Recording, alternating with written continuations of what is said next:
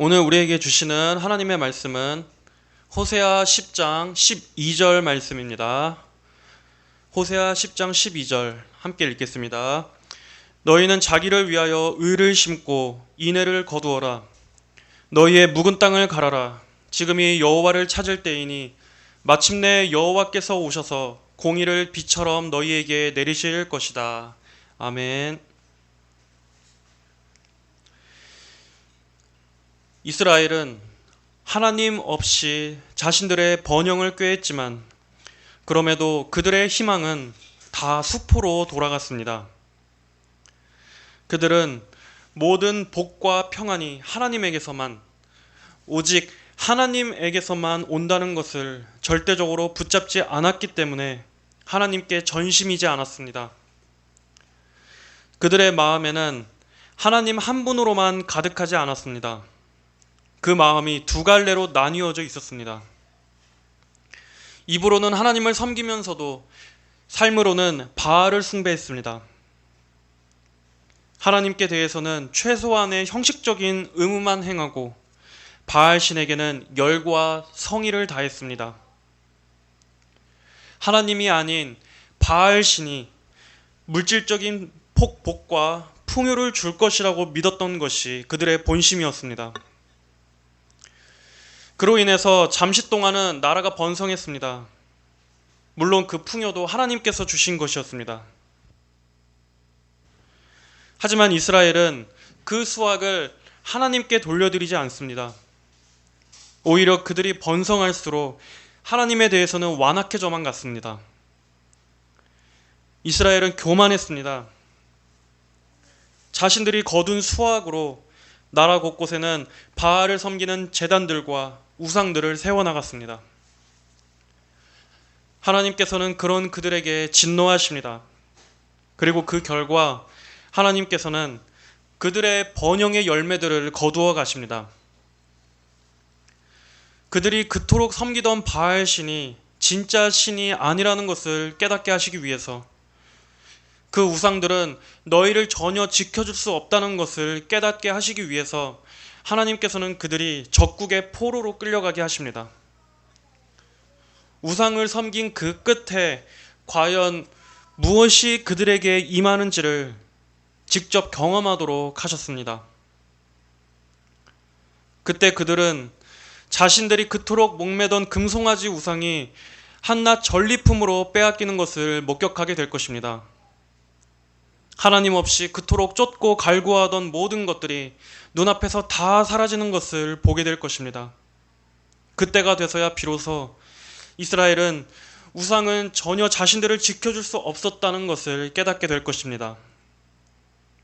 하나님께서는 이렇게 하나님을 멸시하는 자들의 헛된 희망을 보기 좋게 무너뜨리십니다. 온 세상에 오직 하나님만이 홀로 하나님이심을 보여주시기 위해서 하나님은 사람이 의지하고 기대하는 모든 우상들의 목을 꺾으십니다. 최후의 심판대 앞에서도 그렇습니다. 모든 이들이 서게 될 하나님의 심판대 앞에서 인간은 그 생애 동안 일평생 의지하고 쌓아 올린 그 우상의 탑이 전혀 쓸모없고 무익한 것이었다는 것을 알게 될 겁니다. 하나님 외에는 어디에도 구원이 없다는 것을 그때는 절실히 깨닫게 되겠지만 그때는 이미 늦습니다. 지금 경고하시는 하나님의 말씀을 가볍게 들으면 죽기 직전에 갑자기 회개하게 되는 그런 일들은 대단히 드문 것입니다. 자, 호세아가 벌써 10장에 이르렀습니다.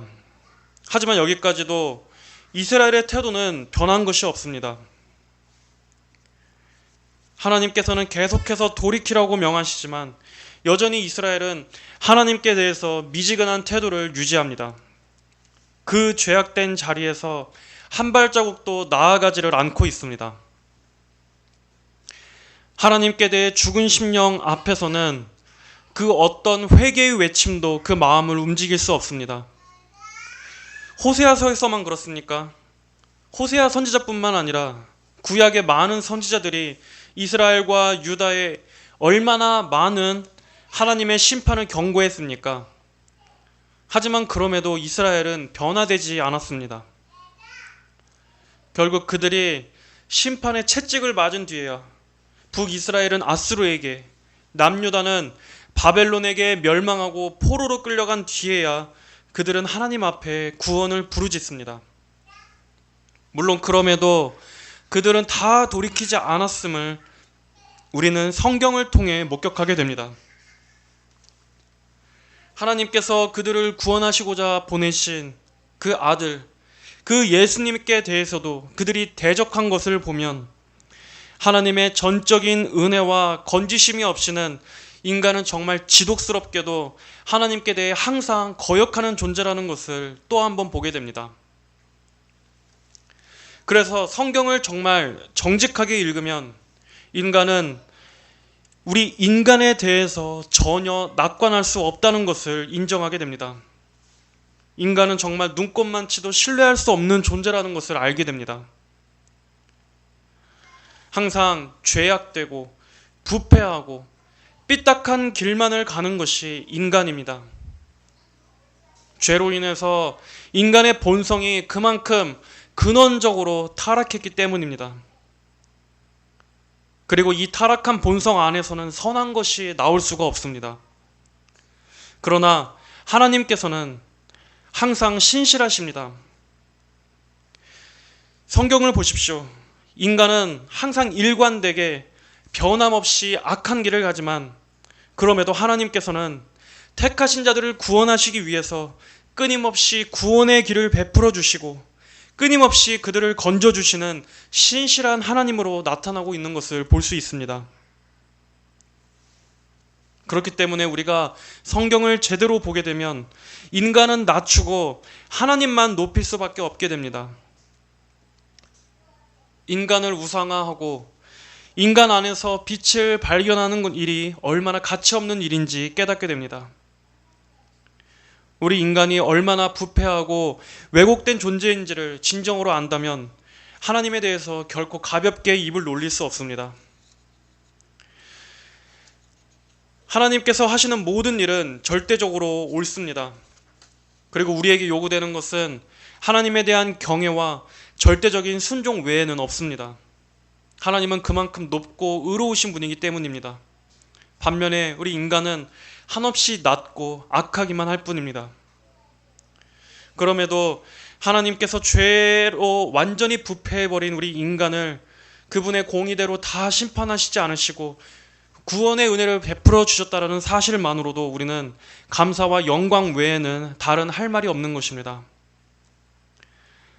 우리가 하나님을 알면 알수록 그리고 인간에 대해 알면 알수록 하나님께는 영광과 부요만 있을 뿐이고 인간에게는 비참함과 가난함밖에 없다는 것을 인정하게 될 것입니다. 그리고 그럴 때만이 하나님 앞에서 겸손한 태도로 이 성경의 말씀에 귀를 기울일 수 있게 됩니다. 이제 11절의 말씀을 보겠습니다. 에브라임은 길든 암소 같아서 곡식 밟기를 좋아하므로 내가 그의 아름다운 목에 멍에를 메우며 에브라임으로 끌게 할 것이니 유다는 쟁기질을 하고 야곱은 흙덩이를 깨뜨릴 것이다. 에브라임은 길든 암소 같아서, 이 말씀에서 에브라임은 북이스라엘을 말씀하는 것입니다. 북이스라엘은 길들인 암소라고 말씀하고 있습니다. 길들여진 암소, 그렇습니다. 이스라엘은 길들인 암소와 같이 좋은 양질의 훈련을 받았었습니다. 그들에게는 하나님의 율법이라는 특별한 은혜가 주어졌었고 또 선지자들과 제사장들로부터 하나님의 말씀을 가르침받는 귀한 은혜들도 주어졌었습니다. 다른 어떤 민족에게 이와 같은 특권이 주어졌었습니까? 오직 이스라엘 뿐이었습니다. 하지만 그들이 교만해지자 이 귀한 은혜를 걷어차버리고 제멋대로 나아갑니다. 여기서 그들은 곡식 밟기를 좋아했다고 말씀합니다. 여러분, 소가 하는 일에는 여러 가지 일들이 있습니다. 소는 밭을 갈거나 또 등짐을 지고 옮기는 일이나 또는 곡식을 빻기 위해서 무거운 연자 맷돌을 돌리는 일들이 있습니다. 이 모든 일들은 큰 힘과 수고를 필요로 하는 일입니다. 소 입장에서도 무겁고 고된 일입니다. 하지만 이런 일들에 비해서 곡식 밟는 일은 가장 쉬운 일이었습니다. 무거운 짐을 지지 않아도 되고 힘써 일하지 않아도 되는 일입니다. 이스라엘이 곡식 밟기를 좋아했다는 것은 무슨 뜻입니까? 그들이 하나님께 순종하고 또 의무와 책임을 다하는 일은 이러한 일들은 싫어하고 그저 자신들에게 편한 형통과 축복만 좋아했다는 것을 지적하는 말씀입니다. 물론 그렇다고 하나님의 뜻대로 사는 길이 무거운 멍이라는 말은 아닙니다. 오히려 그들이 하나님의 계명대로 살고 하나님의 말씀대로 순종하면 그것이야말로 가장 평안을 주는 길이고 그들에게도 복된 길이었습니다. 복되신 하나님과 친밀한 관계를 누리는데 어떻게 그것이 무거운 일일 수만 있겠습니까? 하지만 그들은 하나님을 섬김으로써 겪게 되는 수고와 고생들 또는 때로 여러 가지 헌신이 요구되는 일은 이러한 일들이 그들 앞에 놓이게 되면 그런 일들은 기피하고 거부했습니다. 그리고 오직 하나님께로부터 얻는 편한 길, 그저 복받고 형통한 기만을 바랬던 것입니다. 이것은 위선적인 신앙입니다. 하나님을 사랑해서가 아니라 하나님께로부터 오는 유익만 취하겠다는 마음입니다. 이런 이기적인 신앙은 조금만 어려운 일이 닥치거나 또는 하나님을 믿어도 그다지 손에 잡히는 복이 없다고 생각되면 금세 하나님을 떠나버립니다. 조금이라도 자신이 희생해야 될 게 있으면 하나님을 위해서는 그 어떤 것도 내어놓지 않습니다. 물질을 말하는 것이 아닙니다. 그 마음에서부터 나오는 하나님에 대한 헌신이 없다는 뜻입니다. 하나님께 대해서는 아무것도 드리려 하지 않으면서 아무것도 포기하려 하지 않으면서 오직 받기만을 원하고 또 원하는 대로 뜻대로 안 되면 금세 돌아서 버리는 이런 신앙은 애초에 그리스도라는 문으로 들어오지 않은 신앙입니다. 그런 신앙은 나중에 어떤 이유로든 하나님을 결국 떠나게 됩니다. 이스라엘 역시도 그렇다는 것입니다. 그들은 하나님을 위해서 헌신하는 일은 어렵고 고되다고 생각해서 편한 바알 신을 향해 뛰쳐나갔습니다. 바알은 그들에게 무거운 것을 요구하지 않습니다. 거룩한 것을 요구하지 않습니다. 훈계와 교훈 대신에 쾌락과 정욕을 주기 때문입니다. 힘들이지 않고도 쉽게 원하는 죄들을 마음껏 지을 수 있기 때문이었습니다. 하지만 그게 진정으로 좋은 것입니까? 정말 바알이 제공해 주는 것이 마냥 좋은 것입니까?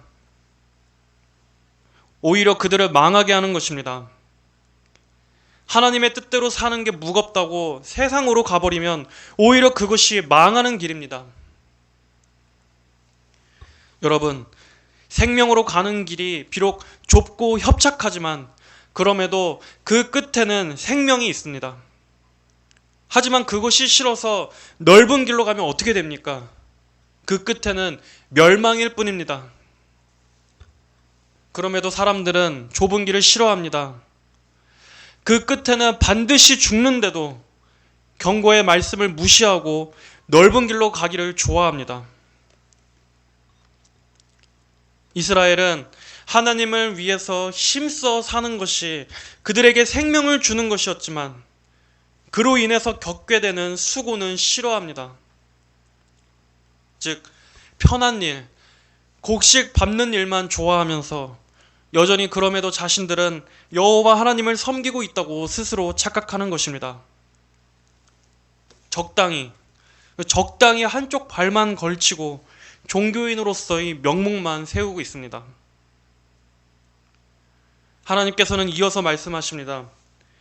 내가 그의 아름다운 목에 멍에를 메우며 에브라임으로 끌게 할 것이니 유다는 쟁기질을 하고 야곱은 흙덩이를 깨트릴 것이다. 하나님께서는 그런 그들의 위선적인 신앙을 괘씸하게 여기셨습니다. 그래서 그 악한 고집을 꺾으시기 위해 그들에게 멍에를 매게 하실 것이라 말씀하십니다. 즉 이방 민족에게 그들이 끌려가게 돼서 그들이 그들 적국의 압제 아래 진짜 멍에를 지게 될 것이라는 것입니다. 하나님께서는 이런 뜻으로 말씀하시는 겁니다. 내가 너희를 최대한 온전하게 긍휼로 대해주려고 했지만 너희는 계속해서 나를 멸시하고 코웃음을 쳤다. 그러므로 이제 너희의 고집대로, 너희의 그 성격대로 대할 것이다. 여기서 우리는 하나님께서 좀 너무 가혹하신 게 아닌가 하는 생각이 들 수도 있습니다. 하지만 이스라엘은 어리고 약하지 않았습니다. 즉 초신자가 아니었습니다. 이제 갓 하나님을 알고 하나님에 대해서 처음 배우기 시작한 영적인 어린아이가 아니었습니다. 그들은 충분히 멍에를 맬 수 있었습니다. 하나님을 위해서 힘쓰고 수고하며 또 악한 이방 우상들을 제거하고 이스라엘의 여호와 유일 신앙을 세울 수 있었습니다. 하지만 문제는 그들의 마음이었습니다. 그 마음이 하나님께 대해 악하고 게을렀기 때문에, 그리고 세상 사랑으로 기울어져서 하나님께 강하게 반항하는 중이었기 때문에 하나님께서는 바로 그 고집을 길들이기 위해 팔을 걷어붙이시는 것입니다. 말씀에 내가 그의 아름다운 목에 멍에를 메우겠다고 말씀하셨습니다. 내가, 바로 그 하나님께서 하나님의 백성들에게 친히 목에 멍에를 메시겠다고 말씀하시는 것입니다. 이스라엘이 지속적으로 불순종하고 반항하자 하나님께서는 강대국 아수르라는 도구를 사용하셔서 그들의 압제 아래 이스라엘이 들어가게 만드십니다. 하나님의 백성들을 적국의 무거운 압제 아래 하나님께서 밀어넣으신 것입니다. 그리고 거기서는 그들이 순종을 배우게 될 것입니다. 유다가 쟁기질을 하고 또 야곱이 흙덩이를 깨뜨릴 것이라는 이 말씀은 북이스라엘과 남유다 모두가 이방 나라의 종이 되는 곤고한 신세로 전락해서 힘든 고통을 감내해야 함을 말해주는 구절입니다. 이들은 하나님께 거역한 그 대가로 그 힘든 이방 나라의 종이 돼서 일정 시간 동안 포로로 있어야 하는 그 멍에를 매야 했습니다. 이렇게 우리가 하나님의 뜻에 순종하며 사는 게 너무 무겁고 괴롭다고 생각해서 그것을 벗어 던져버리면 하나님께서는 도리어 이 세상의 올무, 죄의 멍에를 통해서 그 인생을 쥐어 짜십니다. 그래서 정말 겪어보게 하십니다. 하나님 안에서 사는 게 더 힘든지 아니면 하나님을 떠나 세상에서 사는 게 더 힘든지 철저하게 맛보게 하십니다. 그래서 그 무거운 압제를 직접 겪어보고 그 무거운 멍에를 직접 매봐야 하나님 안에 있는 게 정말 가장 복되고 평안한 거였구나 라고 깨닫게 되기 때문입니다. 여러분, 하나님께서는 때때로 정말 이렇게 하나님의 백성들에게도 고난을 허용하실 때가 있습니다. 하나님은 정말 무서운 분이십니다. 공포스럽고 악하다는 분이 아니라 정말 하나님은 두렵고 어미하신 분이라는 것입니다. 하나님을 상대로 시험하거나 하나님과 힘겨루게 하지 마십시오. 하나님은 하나님 앞에 겸손하고 그 마음을 낮추는 자에게는 한없이 용서하시고 자비로우신 분이시지만 하나님께 대해서 고집스럽고 말 안 듣는 소처럼 억세게 굴면 하나님은 그 끈질긴 고집이 꺾일 때까지 무거운 멍에를 지게 하십니다. 나는 하나님 없이 살아도 지금 아무 일도 없는데? 여러분, 지금 그 평안과 형통은 절대로 참 평안이 아닙니다. 지금 이 땅에서는 아슬아슬하게 간신히 줄타기를 탄다고 할지라도 하나님은 결코 업신여김을 당하시는 분이 아닙니다. 반드시 죽음 이후에는 벗어 던질래야 벗어 던질 수 없는 영원한 무거운 멍에를 영원히 지게 하실 것입니다. 그러니 하나님하고 힘겨루게 하지 마시고 하나님께서 오라고 하실 때 재빨리 순종하여 오시길 바랍니다. 하나님 앞에 겸손하십시오. 그것이 여러분이 사는 길입니다. 신속히 하나님의 은혜 안으로 들어오는 것만이 여러분이 사는 길입니다. 12절은 말씀합니다. 너희는 자기를 위하여 의를 심고 인애를 거두어라. 너희의 묵은 땅을 갈아라. 지금이 여호와를 찾을 때이니 마침내 여호와께서 오셔서 공의를 비처럼 너희에게 내리실 것이다. 하나님께서는 진노 중에도 그들이 살 수 있는 길을 마련하십니다. 앞에 11절에서도 농사와 관련된 은유를 말씀하셨듯이 이어서 이 12절에서도 계속 이어서 이 은유를 사용하십니다.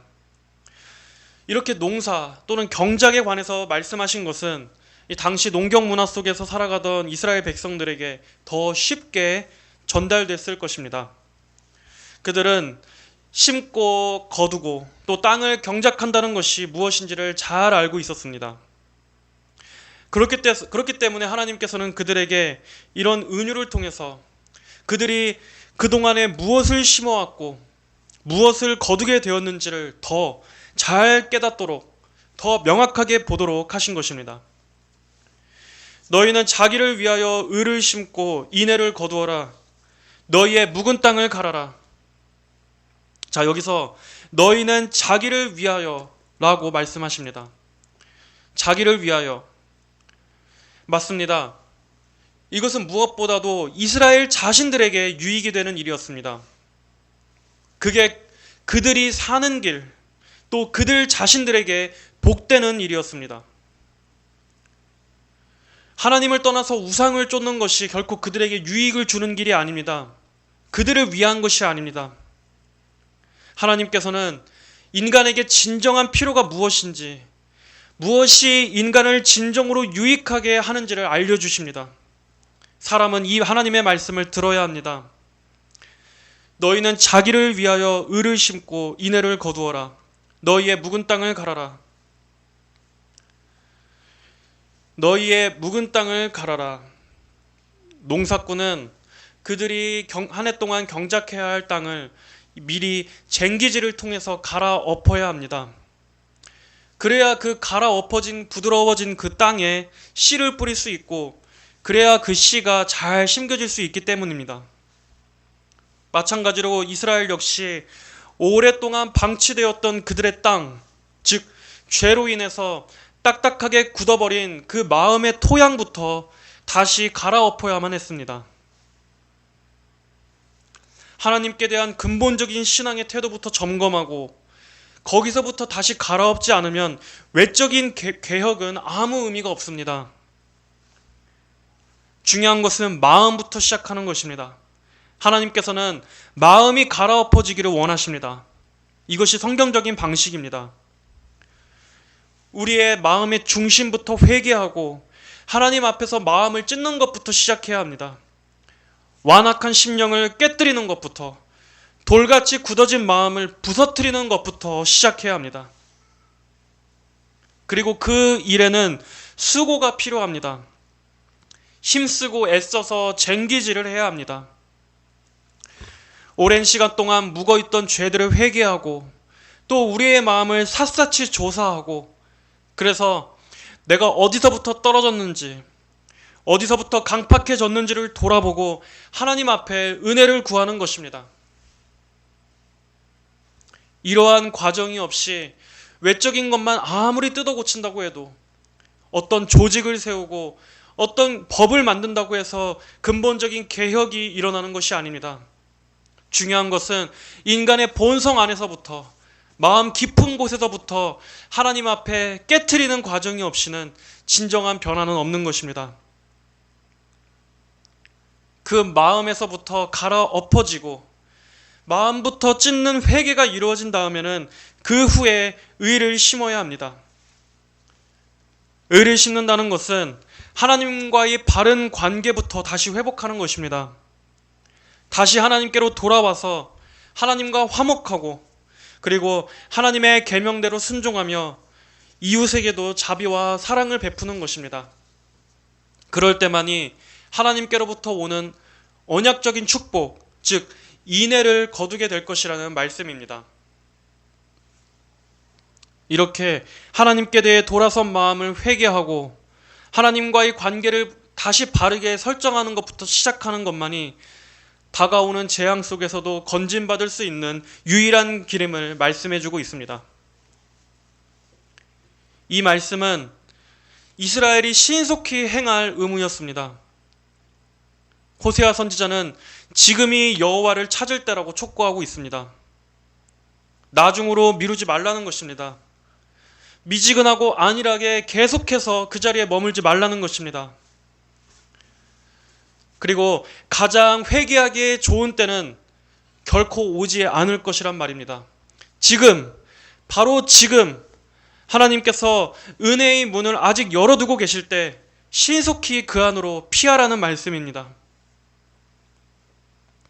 이렇게 하나님께서 은혜의 때를 주셨음에도 하나님께 돌이키지 않는다면 그 죄는 더 핑계댈 수가 없을 것입니다. 그러므로 소망이 있을 때 하나님께로 돌이켜야 합니다. 나중이 아닌 바로 지금이 여호와를 찾을 때입니다. 마침내 여호와께서 오셔서 공의를 비처럼 너희에게 내리실 것이다. 이 말씀은 하나님의 구원을 간절히 구하고 그 과정에서 겪게 되는 여러 신앙의 연단들을 기꺼이 감내할 때 하나님께서 반드시 예비하신 그 은혜를 부어주실 것임을 약속하고 있습니다. 비록 하나님의 은혜가 지금 당장 신속히 임하지 않는다 해도 하나님께 구원을 부르짖는 그 기도에 결코 헛된 것으로 끝나지 않을 것입니다. 회개하고 돌아오는 자에게는 하나님께서 반드시 그 영혼을 건져주십니다. 그리고 이 말씀은 이 당시뿐만 아니라 오늘날 이 말씀을 듣는 모든 이들에게도, 여러분들에게도 해당이 됩니다. 그저 하나님께 단지 몇 번 기도하고 바로 응답이 없다고 해서 여러분 낙심하지 마십시오. 그럼에도 계속해서 소망을 가지고 인내하며 하나님의 구원을 갈망하십시오. 하나님께서는 반드시 그 기도에 응답해 주십니다. 여러분의 마음을 갈아엎고 다시 의의 씨를 뿌리고 하나님과의 관계가 회복되기를 진정으로 여러분이 열심히 소원한다면 하나님께서는 반드시 그 기도에 대한 응답을 비처럼 내려주실 것입니다. 이것은 자력 구원을 말하는 것이 아닙니다. 우리 인간편에서 하나님의 은혜를 얻어낼 수 있다고 말하는 게 아닙니다. 구원은 전적으로 하나님 편에서 하시는 일입니다. 하나님께서는 완악한 죄인의 마음을 움직이셔서 그로 하여금 하나님께로 다시 회개하도록 이끄십니다. 그리고 그가 구원을 부르짖고 또 그 과정 가운데서 겪는 많은 어려움들을 인내로 능히 견디게 하시는 것도 다 하나님께서 인도하시는 과정입니다. 그리고 마침내 은혜를 주시는 것도 다 하나님께서 전 과정을 인도하시는 것입니다. 하지만 그럼에도 하나님께서는 말씀이라는 수단을 사용하십니다. 하나님의 이 말씀, 성경을 통해서 죄인된 영혼의 촉구함으로써 말씀을 통해 그 영혼을 깨우시고 하나님께로 이끄십니다. 여러분, 모든 것이 다 하나님의 예정 가운데 있다고 해서 인간은 아무런 노력도 안 해도 된다고 생각한다면 여러분 그것은 칼빈주의를 오해하는 것입니다.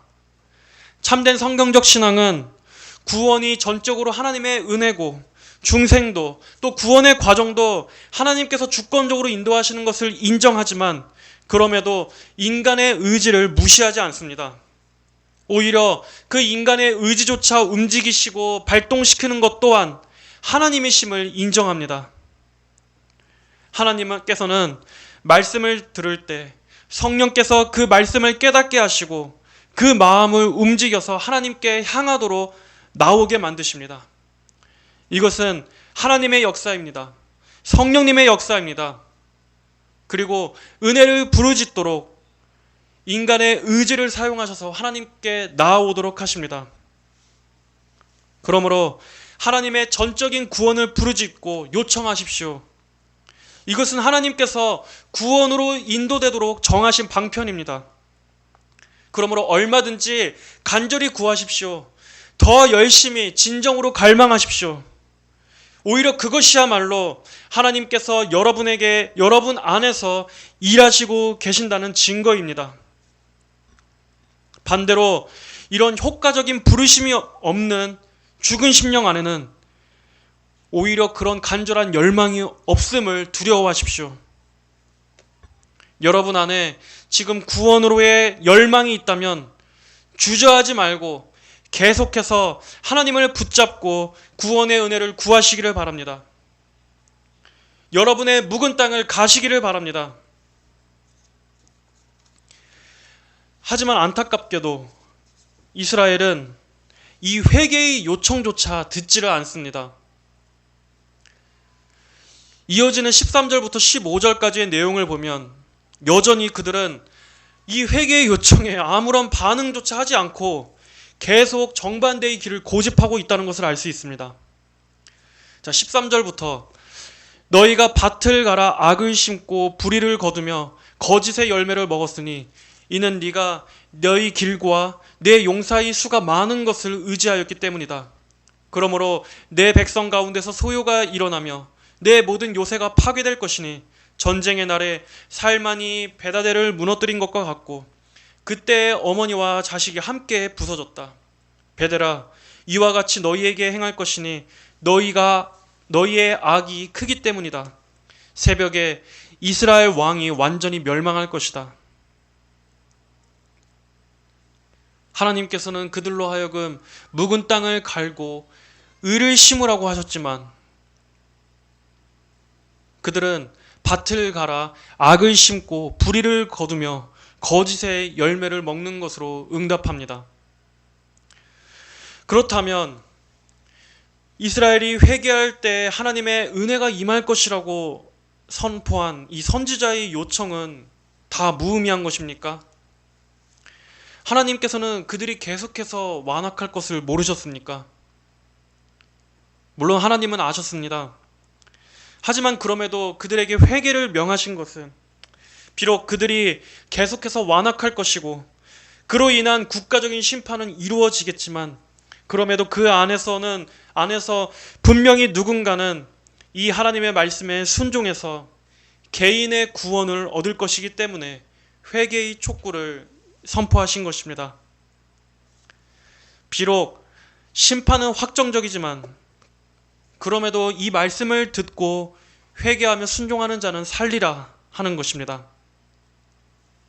더불어 이 말씀은 또한 어떤 역할을 합니까? 말씀을 들었음에도 회개하지 않은 많은 이들은 자신들의 죄를 더 핑계댈 수 없다는 것이 나타납니다. 그러므로 그들의 죄악을 더욱더 확정짓는 역할을 하는 것으로 볼 수 있습니다.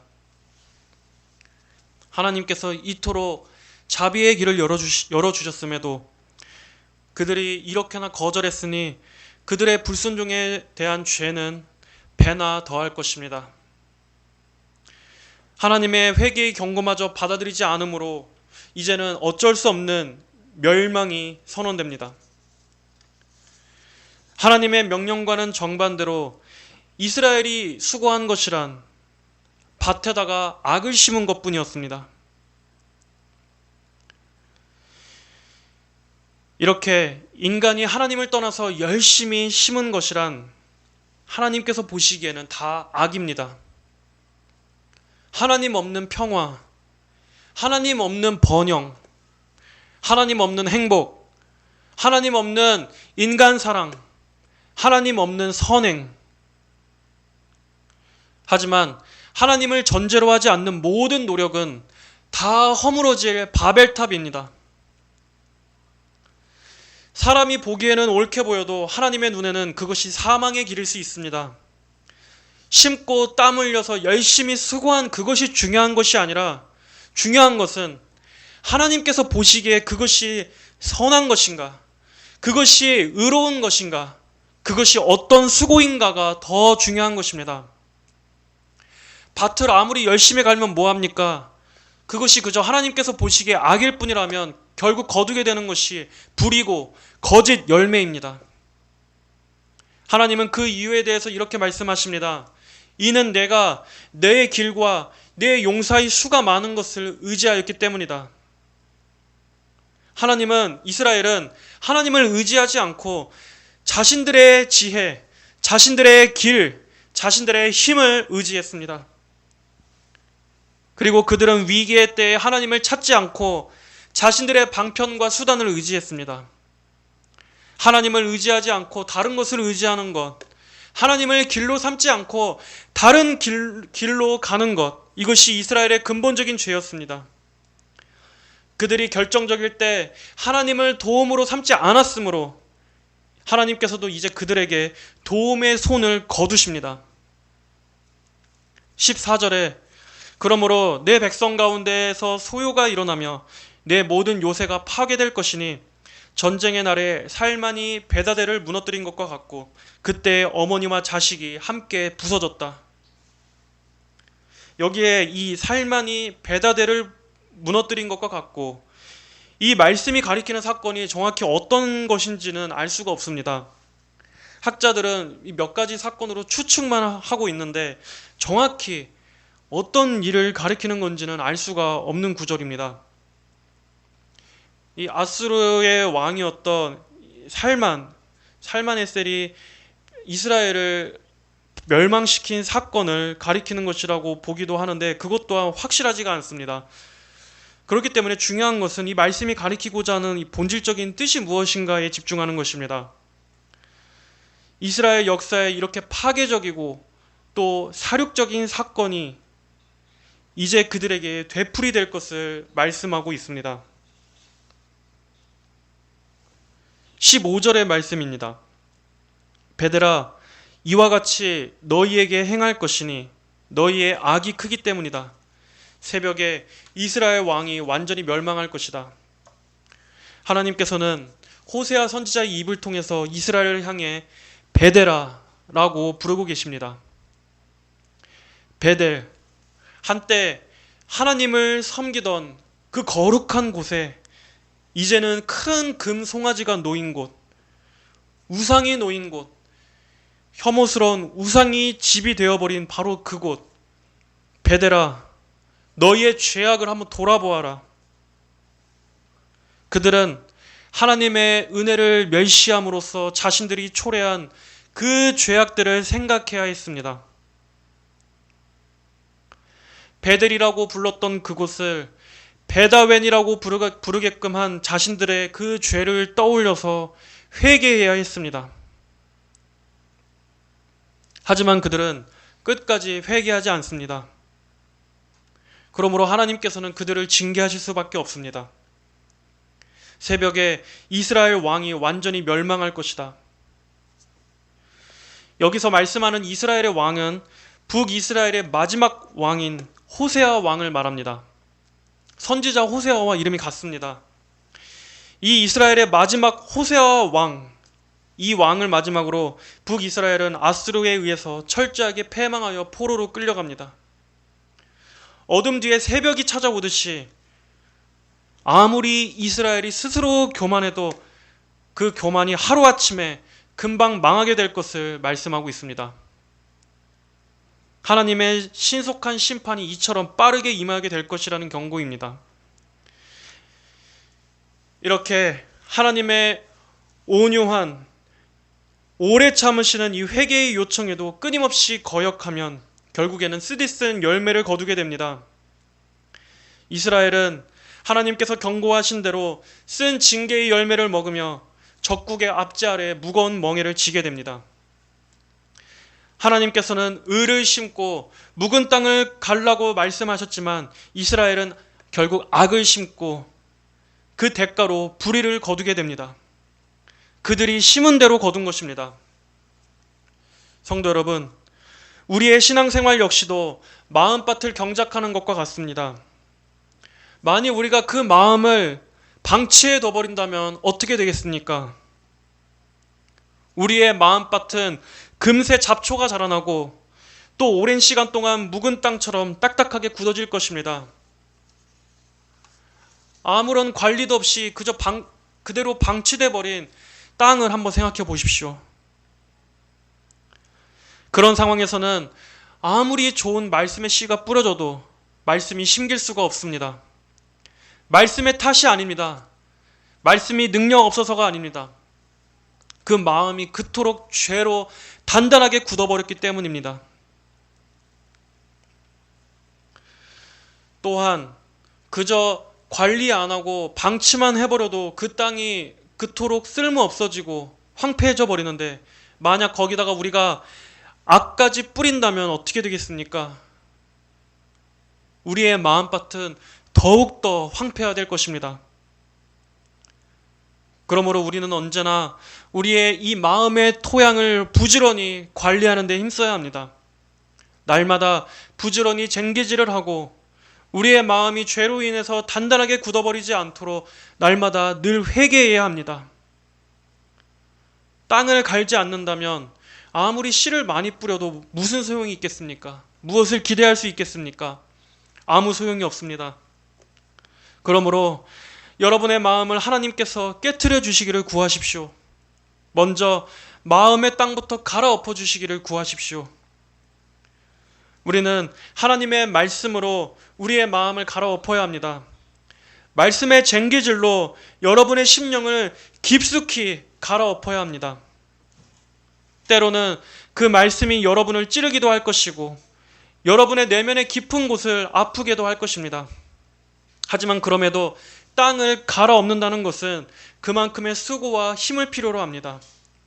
그리고 결과적으로 그것은 여러분의 영혼에 유익이 될 것입니다. 하나님께서는 때로는 말씀으로, 때로는 여러분의 삶을 통해서 여러분의 마음밭을 쟁기질 하실 것입니다. 하지만 그것을 기꺼이 기쁘게 받아들이십시오.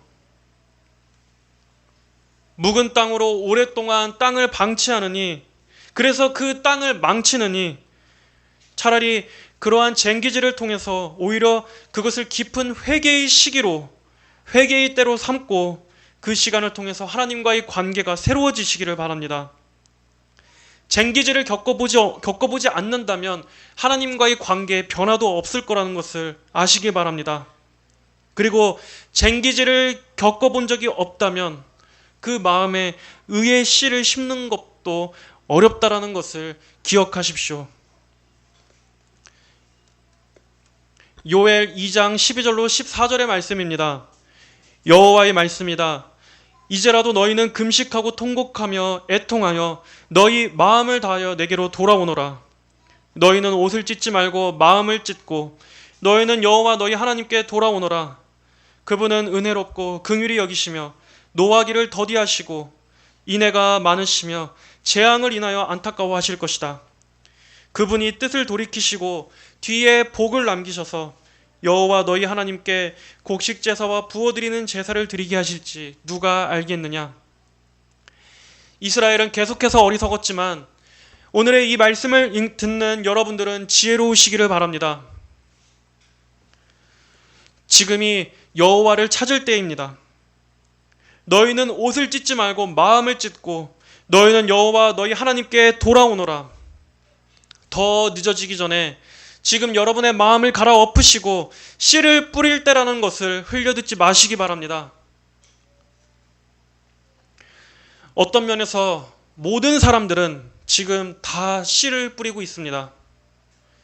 우리의 인생은 오늘도 날마다 씨를 뿌리고 있습니다. 그러나 어떤 이는 의를 심고 어떤 이는 악을 심습니다.